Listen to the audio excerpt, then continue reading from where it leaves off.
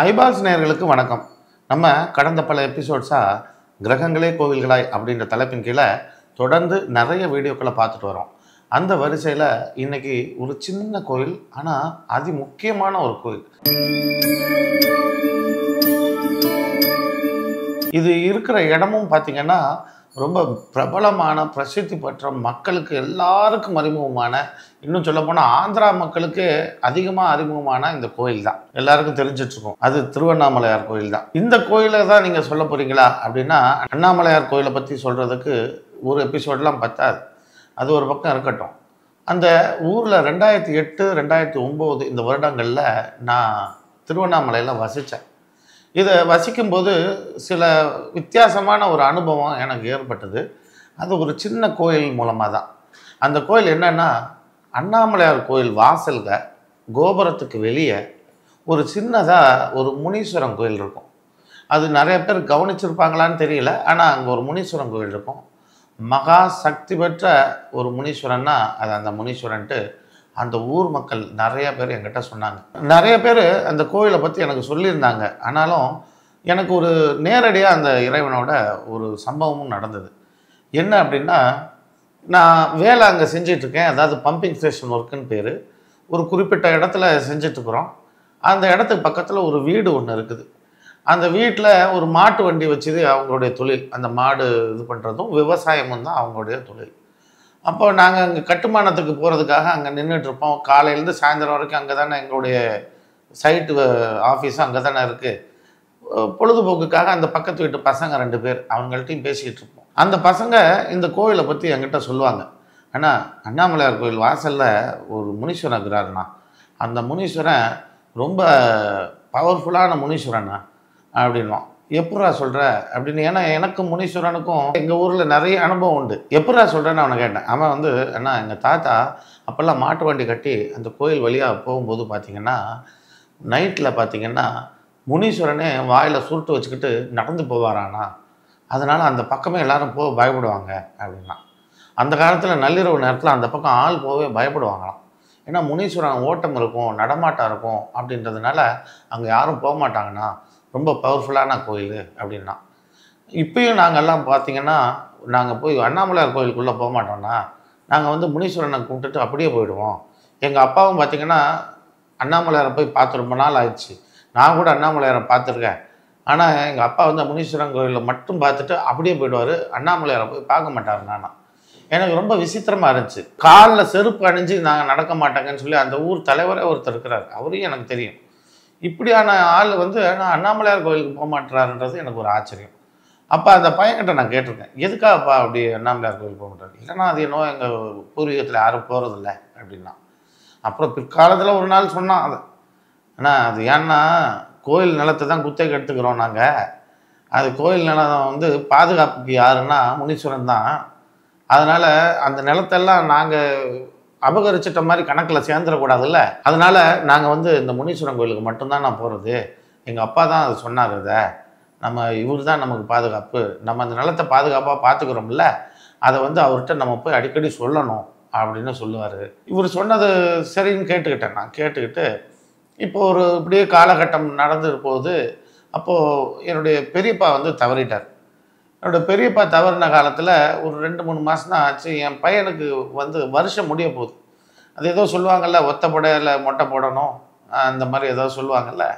அப்போது எங்கள் பெரியவங்கெல்லாம் சொல்கிறாங்க, என்னப்பா உன் பையனுக்கு இப்போ மொட்டை போடலான் இருந்த நேரத்தில் இது மாதிரி ஆகிடுச்சே, இன்னும் 1 வருஷம் கழித்து தான் அடுத்து மொட்டை போடணும் அப்படின்னு சொல்லிட்டாங்க. அப்போது என் பையனுக்கு அப்பயே முடி வந்து சின்னதாக சடை போட ஆரம்பிக்குது. நான் என்ன நினச்சேன், சரி நம்ம திருச்சியில் இருந்தால் தானே, இவனுக்கு வேறு முடி கம்மி தான், இருக்க முடி தானே சடை போடுது, நம்ம வந்து முனீஸ்வரன் கோயில், இங்கே இருக்க முனீஸ்வரன் கோயில், இந்த பையன் சொன்னான்ல அந்த முனீஸ்வரன் கோயிலே வச்சு மொட்டை போட்டுருவோம். நம்ம பெரியவங்கள்ட்ட சொல்ல வேண்டாம். அவங்க இங்கே வந்து பார்க்க போகிறாங்களா, நம்ம போகும்போது மொட்டை போடுற மாதிரி அப்புறம் போட்டுக்கலாம். என்னென்னவோ யோசிச்சிட்டேன். எனக்கு அப்போ இருந்த வயசும் அப்படி. அதனால் நான் யோசிச்சிட்டேன். நான் போகிறேன். நான் போய் அந்த முனீஸ்வரன் கோயில் பூசாரிட்ட நான் சொல்கிறேன், இது போல் என் பையனுக்கு வந்து மொட்டை போடலான் இருக்கிறேன், சாமிக்கு அபிஷேகம் பண்ணி தரீங்களா அப்படின்னா. நான் பண்ணி தரேன் அப்படின்னாரு. என்னென்ன பொருள் வேணும்னா, இது வேணும், அது வேணும், சுருட்டு வேணும், சாராயம் வேணும், இது போல் சில விஷயங்கள்லாம் சொன்னார். சரி, நான் வந்து உடனே அங்கேருந்து நேராக சைட்டுக்கு போய் அந்த பையன்கிட்ட சொல்கிறேன்ப்பா, இது மாதிரி இதெல்லாம் வேணும், இங்கே சாராயம் கிடைக்குமாப்பா அப்படின்னா, இல்லைண்ணா அது வேறு மாதிரி ஒன்று கிடைக்கும், நான் கொண்டு வந்து தரேண்ணா என்னவோ சொன்னான். இல்லைன்னா குவார்ட்டர் பாட்டில் அது வாங்கி வச்சிடலாண்ணா அப்படின்ற மாதிரி அவன் சொன்னான். எனக்கு சரி நம்ம இறைவனுக்கு உயர் செய்கிறோம், அதை நம்ம பண்ணிடலாம் அப்படின்ட்டு. இத்தனைக்கும் எங்கள் பெரியவங்க சொன்னாங்க, இப்போ தீட்டு நேரம் இந்த நேரத்தில் நம்ம பண்ணக்கூடாதுன்னு. ஆனாலும் அவங்க பேச்ச மாரி நான் பண்ணுறேன். சாயந்தரம் போய் மீண்டும் பூசாரியை பார்த்துட்டு அவர் பூஜைக்கு தேவையானதெல்லாம் கொடுத்துட்டு, நாளைக்கு நான் வரேங்க அப்படின்னு சொல்லி அந்த பூசாரிட்ட சொல்லிட்டு வீட்டுக்கு வரேன். வீட்டுக்கு வந்தால் என் மனைவி வந்து பதட்டமாக இருக்காங்க. என்னன்னு கேட்டால், என் பையனுக்கு வந்து ஒரே வயிற்றாலையும் போக ஆரம்பிச்சிருச்சு. ரொம்ப ஒரு மாதிரி மத்தியானத்துலேருந்து போயிட்டே இருக்கான்ப்பா, ரொம்ப ஒரு மாதிரி அனிமிக்காக இருக்கிற மாதிரி தெரியுது அப்படின்னாங்க. அப்படியான்னு பார்த்தா பையன் ரொம்ப டயர்டாக இருக்கான். எனக்கு தூக்கிட்டு ஹாஸ்பிட்டல் போய் தேடுறேன். அப்போ தான் எங்களுக்கு தெரியும், 2009, 2008 வாக்கிலலாம் திருவண்ணாமலையில் பீடியாட்ரிஷியன் ஒருத்தர் கிடையவே கிடையாது. நாங்கள் ஒவ்வொரு ஹாஸ்பிட்டலாக போகிறோம், குழந்தைகள் முதல் பெரியவர் வரைன்னு தான் போர்டு இருக்குமே தவிர பீடியாட்ரிக் அப்படின்னு சொல்லி அங்கே ஒரு டிபார்ட்மெண்ட்டே இல்லை. எங்களுக்கு ஒரே ஆச்சரியம், என்ன இவ்வளோ பெரிய ஊரில் அது இல்லையா அப்படின்னு. இன்றைக்கி வந்திருக்கலாம், ஆனால் அந்த காலத்தில் இல்லை. அப்போது போய் ஒரு ஹாஸ்பிட்டலில் போய் இன்ஜெக்ஷன் போடலாம் அப்படின்னு போனால் கூட வயசானவங்களும் உட்காந்துருப்பாங்க, குழந்தைங்க உட்காந்துருக்கும். குழந்தை துவண்டு விழறான், ஜுரம் கொதிக்குது, 102, 103 டிகிரி அந்த சின்ன பச்சை குழந்தைக்கு அடிக்குது. போனால் ஒரு லேடி வந்தாங்க, ஈர துணியை போட்டு தொடச்சி விடுங்கம்மான்னு சொல்லி எங்களை தொடச்சி விட சொல்கிறாங்க. நாங்கள் பிள்ளைய பார்த்துக்குறோம். ஒரு இன்ஜெக்ஷனை போட்டு வீட்டுக்கு அனுப்பிட்டாங்க. பிள்ளை நைட்டெல்லாம் திரும்ப டயரியா இருக்குது, ஜுரம் கட்டுப்படவே இல்லை. நாங்கள் பதறி போயிட்டோம். விடிய காலத்தால் எங்கள் அண்ணனுக்கு ஃபோன் பண்ணி இது போல் விவரம் சொல்கிறேன், நீ ஒரு கார் எடுத்துகிட்டு அது கிளம்பி வந்துரு, நம்ம திருச்சியில் வச்சு பார்த்துக்கலாங்கிறாங்க. இவரை கூட்டு போகிற நிலமையில கூட அவர் இல்லை. என்ன பண்ணுறதுன்னு எனக்கு புரியல. அப்போது இங்கே சைட்டு பக்கத்தில் இருக்க அந்த சின்ன பையனை வந்து எங்கள் வீட்டுக்கு காலையிலே வந்தான். அவன் வந்தவன் இது போல் விஷயத்த சொன்னோன்னே, என்னடா நேற்றா இந்த இதெல்லாம் எல்லாம் ஏற்பாடு பண்ணோம், கடைசி இப்படி ஆகிடுச்சுடா அப்படின்னா, அண்ணா நீ ஒன்றும் பண்ணாத, அது சீட்டுன்னு சொல்லி இது பண்ணல, நீ நேராக போ, அதே கோயிலில் போய் குழந்தைக்கு நல்லா ஆனவொன்னே ஏதாவது நான் வந்து இந்த கோயிலுக்கு நான் செய்கிறேன்ற மாதிரி நீ பிரார்த்தனை பண்ணிக்கோ அப்படின்னா. வேகமாக அந்த கோயில் போயிட்டு அந்த கோயிலில் பிரார்த்தனை பண்ணிவிட்டு அங்கேருந்து நான் வர்றேன் வீட்டுக்கு. அப்போது யாரோ ஒருத்தர் அந்த வீட்டுக்கு பால் ஊற்ற வந்தவரோ இல்லை யாரோ ஒருத்தர் அங்கே நிற்கிறார். இது மாதிரி குழந்தை உடம்பு சரியில்லை, அந்த மாடு வீட்டுக்காரங்க குழந்தை அப்படின்னு வாசலில் நின்று பேசிகிட்டு இருக்கும்போது அவர் சொன்னார், அத்தியந்தலில் ஆஸ்பத்திரி இருக்குல்ல, அங்கே போங்க, அங்கே குழந்தைங்க டாக்டர் வாரத்துக்கு 2 நாள் வருவார் அப்படின்னு சொன்னாங்க. எங்கெங்கே இருக்குது அந்த இடம்னு பார்த்தா, கிரிவல பாதையிலேருந்து லெஃப்ட்டில் பிரிஞ்சு ஒரு இடம் போகும், அந்த இடம் பேர் அத்தியந்தல். அப்போ அங்கே ஒரு ஆங்கிலோ இண்டியன் அந்த காலத்தில் உருவாக்குன ஒரு ஆஸ்பத்திரி அங்கே இருக்குது.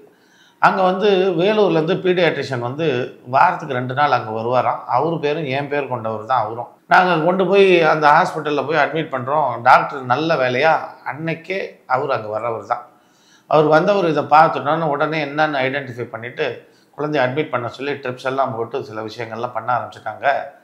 அன்னைக்கு ஒரு நாள், அன்னைக்கு மாலையெல்லாம் பையன் வந்து ஸ்டேபிள் ஆக ஆரம்பிச்சிட்டான். மறுநாள் வந்து நல்லா இருக்கிறான், நல்ல ஒரு முன்னேற்றம் இருக்குது. இருந்தாலும் எனக்கு பயம், இல்லை ஹாஸ்பிட்டலில் இருக்கட்டும்னு சொல்லி அடுத்த 2 நாள் அங்கே வச்சுருந்துட்டு அப்புறம் குழந்தைய நல்லபடியாக அழைச்சிட்டு வந்தோம். எனக்கு ஒரு பயம் வந்து போச்சு.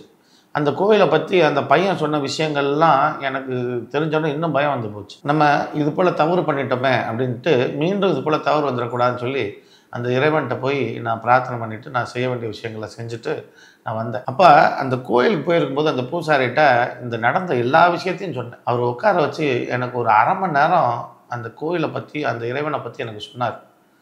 உண்மையிலேயே ஒவ்வொன்றும் மயிர் கூச்சறிகிற விஷயம். அதெல்லாம் சொல்கிறதுக்கு இங்கே நேரமும் பத்தாது, அதை நம்புறதுக்கும் நம்ம வட்டத்தில் ஆட்கள் குறைவு.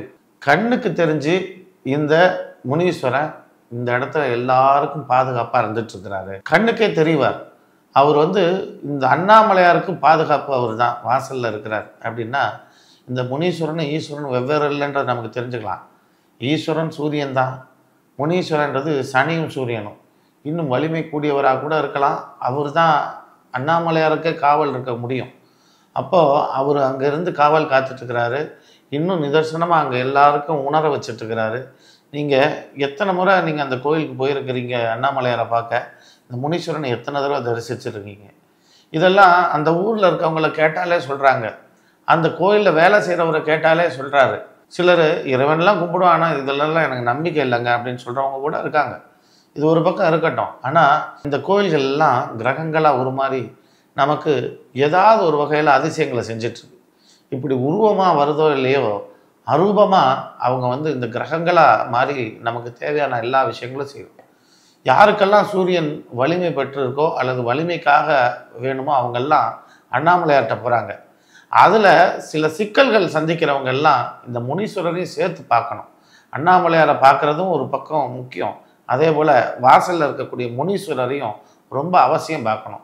உங்களுக்கு எந்த விதமான உடல் பிரச்சனைகளாக இருந்தாலும் சரி, மனப்பிரச்சனைகளாக இருந்தாலும் சரி, அல்லது உங்களுக்கு இருக்கக்கூடிய அதிகார பிரச்சனை, தொழில் பிரச்சனை, எப்பேற்பட்ட பிரச்சனையாக இருந்தாலும் சரி, இங்கே அண்ணாமலையாரை நீங்கள் பார்க்குறீங்க, சந்தோஷம். அதே அண்ணாமலையாரை பார்த்துட்டு இங்கே காவல் தெய்வமான இவர்கிட்டையும் ஒரு அனுமதியை வாங்கிட்டு நீங்கள் இதெல்லாம் பண்ணிட்டு வந்தீங்கன்னா உங்களுக்கு தேவையான அனைத்து விஷயங்களும் உங்களுக்கு நடக்க ஆரம்பிச்சிடும். இது நிறைய அதிசயமான விஷயங்களும் நிறைய அதிசயமான கோவில்களும் நம்ம தமிழ்நாட்டில் ஏராளம். அடுத்தடுத்த நிகழ்ச்சியில் ஒன்று ஒன்றா சொல்கிறேன். அது வரைக்கும் நன்றி, வணக்கம்.